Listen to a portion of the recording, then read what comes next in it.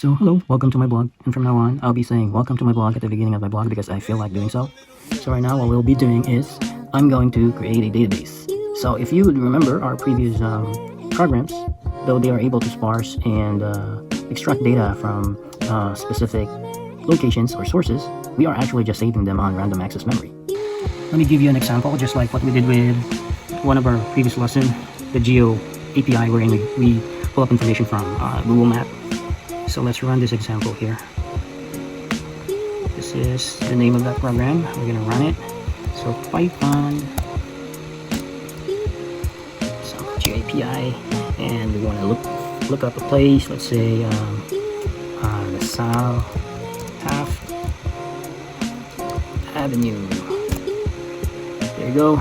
See that information that it just pulls up right now? It's able to pull it up, but it stays temporarily. The next time you look for something, like if you look for other information or other places information, let's say you look for Mall of Asia. Let's make it specific because there could be a bunch of Mall of Asias around the Asia. So here we go.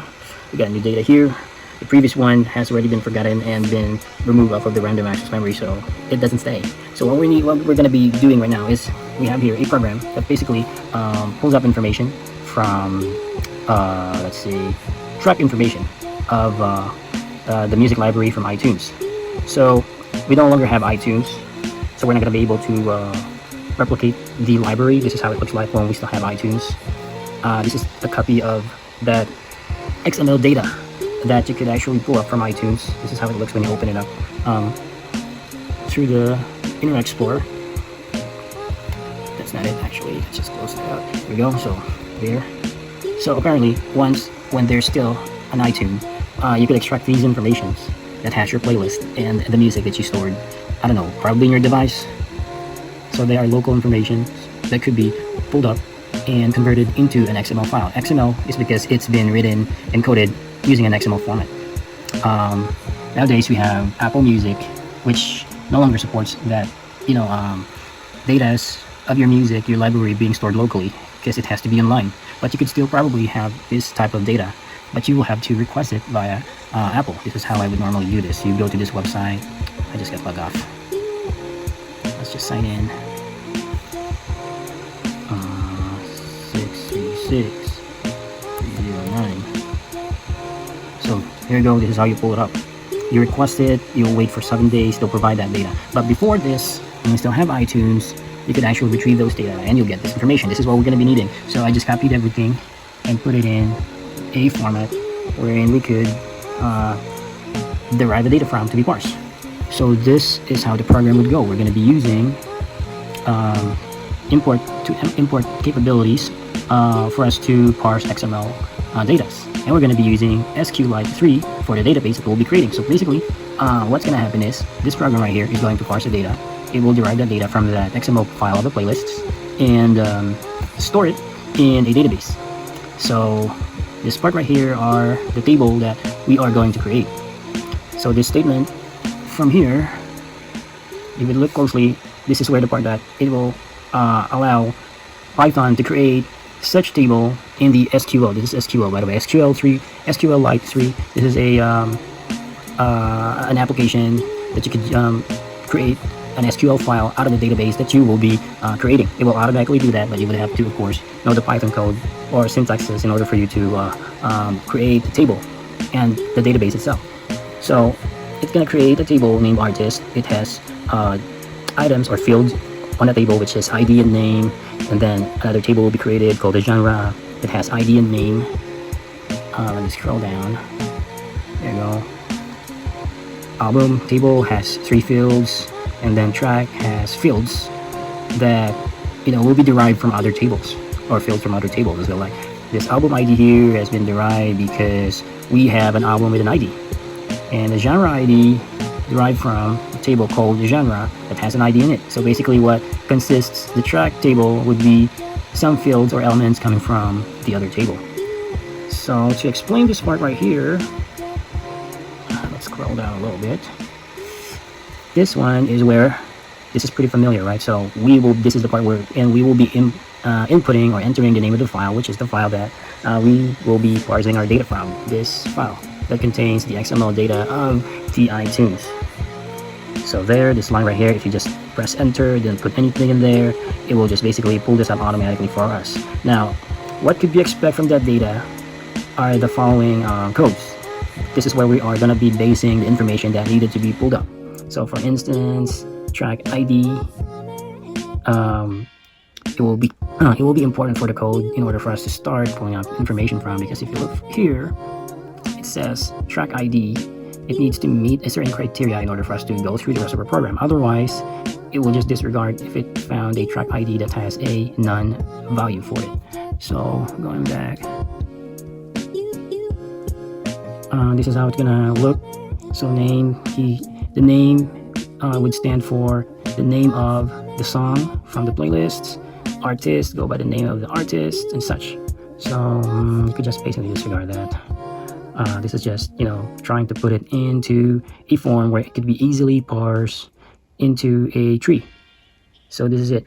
What's gonna happen is the fname, if you look at here, fname is what we entered here, which is the name of the library, the name of the file that we'll be opening. It will be parsed. Once it's been parsed, it will be called stuff. It's stuff. Once it's been parsed, we're gonna look at or find within that stuff, within that parse information, anything that satisfy this parameter. So I think it stands for, I don't know if it's the actual thing that should be there, because if you look at this, there's a bunch of items in there. It's probably have to look for that part that says dictionary or whatever. That's where we will be starting the tracking of the data. So it will print that. Actually, this is a dictionary. So once everything's been parsed, it will find a dictionary inside that parsed data, and it will be called all. We're gonna check how many characters are there, and then we are going to create a for loop that basically has an iteration for all of the data that's inside the all variable, which will be called the entry. Right? So entry now needs to satisfy this particular argument. The lookup, we're gonna have to look up entry, whatever that entry is. It needs to have a track ID. If there's none, it will just continue and disregard that. If there is a value, if you would look at this part right here, this is actually what it's going to look for, the track ID. If it found that, it's going to continue on with the rest of the program. So it's going to look up for the name of the artist. It will be called name in here. Actually, the name of the song, because if you look here, it says name, another one bites that's, which is basically the title of the song. So name, according to our variable, this is the name of the song. Artist, of course, the name of the artist. There will be genre in there as well, but I don't know. It's just probably going to come up. If you look here, there's probably genre for, yes, you could see there is an artist name, album name, genre. Okay, so track ID, there's a name, circles, which is the title of the song, artist is Brian Lee, stuff like that. So those are what we're going to be needing to parse. And then this block of codes down here, we're just basically going to make the Python code fill out those tables that we just created at the top. So going back here, this lines, the violet lines, is just actually for creating the table, right?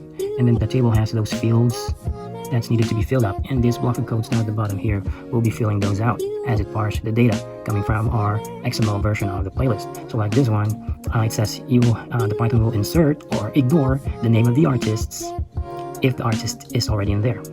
We do that because we have this setup code right at the top. We're in drop table if exists artist, yada yada. So if there's an existing artist table and whatever field that's inside them, it will be disregarded. So this is where the fields are going to be filled out and will be disregarded. So for instance, if you insert the name of the artist and the name of the artist is in there, it's going to ignore that. This is for the genre is there, ignore it. If not, add it to the lists, and then so on and so forth for the album. And it will do the same for the name of the song, which in our table will be called the track table. So track table has this title, which is the name of the song, the album ID, so on and so forth. So we're gonna try to run that program through the command line here. Let's enter. back up from the directories first. We're not gonna do that from that directory because it's in another directory called using databases in Python. Okay, so cd using databases with Python. Alright, once we're there, let's check if we have, what's the name? Oh, we need to go to week number 3 because that's where the program is at. Let's check. Okay, we got this program. This is what we're going to run. This is step program created mtd.py. And the library.xml is in here as well, which will be the file where we are going to derive our data. So let's run it. Python, no. Let's just type it in manually then. Python space graded mtd.py.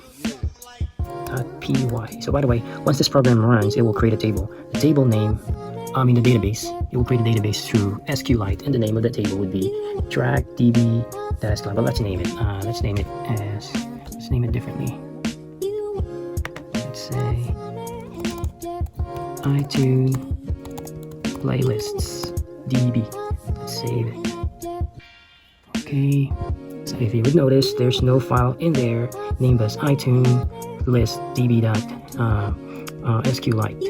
If you would go here as well, you would notice there's none of that showing here because it will be created once we run the program. So let's say grade.mtd. Okay, where is it? Alright, it's asking us to enter the program, which we already created a syntax or a statement that even though we didn't enter the program name, just hit enter and it would just pull up that particular data that we need. So we hit enter once again. There you go. So here is what's been parsed. Let's look at the very top. Okay, song title, another one bites the dust. Artist, Queen. Genre is rock. Album is greatest hits, and so on and so forth. It's actually coming from this line of code that we have here. I can't scroll down now. Okay, here we go. Here. Song, it says print song title. So once everything's been parsed, it will come up as this format, and then so it will be printing the name as whatever the name that's showing up from the XML, from the track ID. There's name there, just like what we have here. Actually, if you go here, track ID, name, artist. So that's what it is. That's what's currently being printed out. That's the format: name, artist, genre, album. So it's printing that per line on a loop. As long as it satisfies the argument of that loop, it will keep printing that. Once it's over, it will stop. So we got this line right here, the title of the song, the artist name, rock, the genre, the album, and the count, the ratings of that song. I don't know what length is, probably the length of minutes or seconds of that song and whatnot. So it does that. It listed as this details here, data. And aside from that, it also created a database for us. As you can see now, it says iTunes playlist db sqlite. So we are going to pull it up here. Let's open it up using this SQLite browser so we can check what's in the data. So here, if you would notice, these are the tables that we created. We got albums, we got 3 fields inside this table, album, and we also have other tables like the artist, genre, the track. These are all being created through this line here, the line of codes that we have. It's not scrolling again. There you go. These lines of codes. So you can see the text written in blue. It's artist, genre, album, track, so on and so forth. And underneath inside the enclosed statement of that are the fields like ID, the title, and this is their attributes. Like for ID, for instance, it's just integer. It will be considered as the primary key, which will be used in order to track informations or relate informations to other tables. So going back, here are they. Now let's look on the actual content of that. We have them all filled out in here as well. Like if we would go to artist, you would see the names of the artists and their corresponding numbers for the ID numbers, genre, rock, so on and so forth. And then if you would go to track, pretty much it has everything in here. We don't have rating for most of them. There you go, ratings for some don't. There.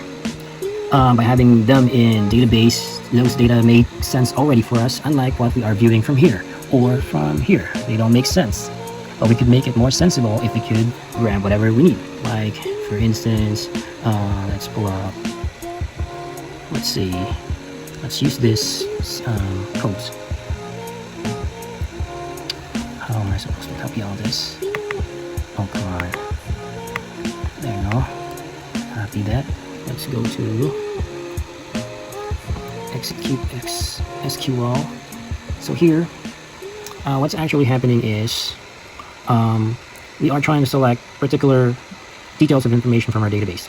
So like for instance, track, that title, artist table, that name. So like for instance, track, that title. So we go here, we go to track, this is the track table, and the title, this is the title. It will just pull up just that.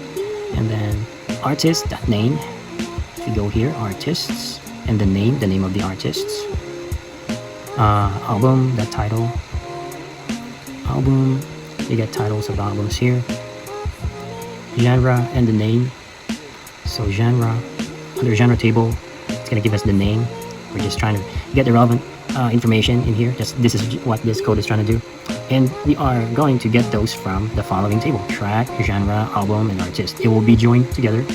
And from that from that tables, like for instance, on the track table, we are going to derive genre underscore ID here. Genre underscore ID is equals to genre.id, which means if you go to track, the genre underscore ID, like for instance, we go to, if you would notice here, let's give you an example. This, Hell Bells. The genre ID is 1, okay? Or Hell Bells, that's the name of the song. Hell Bells is under the genre underscore ID 1, which means it's equal to the genre ID. So we will go to genre and then ID. If you go to check for what's number 1, it says it's rock. Okay, so this means that they correspond with each other. And then track.album ID is equals to album ID. So if you go to track, album ID, go back to that. How else? Where is it? It's gone now. Where is it? Okay, here we go. Where is that Hell Bells? There. So album ID according in here is 11. Okay, and it should be equals to album.id. So we will go to album, then ID. 11 is who made who. So it means that this particular line here corresponds with each other. So on and so forth. Like for example, the album.artist underscore ID is equals to artist.id. So they are correlated to each other. Underscore ID 11 is equals to artist.id. Let's see who's that artist. Artist ID 11 is ACDC. So we're gonna run this code here. Let's make this limit of 5 or let's say 9 songs, and we're gonna run that. Okay, Hell Bells is exactly what we figured earlier. Hell Bells, the name of the artist is ACDC, and the title of their album is Who Made Who, and the genre is rock. So basically, this code here parse the data that has already been parsed for us, which would just show us whatever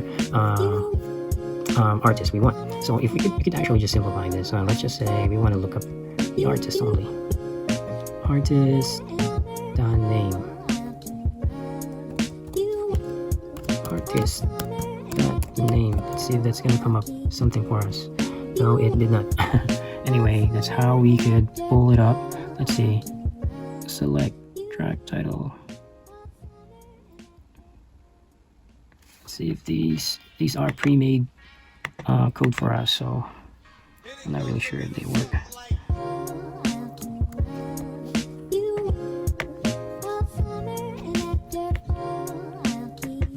try to copy them.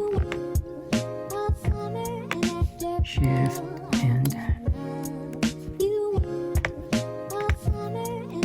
maybe let's run it. Okay, it did something for us. So there we go. Anyway, that's how we create a database using a raw data going from we could pull up data from just about anything and then parse it with Python and then store the information or the database inside an SQLite database. So have fun.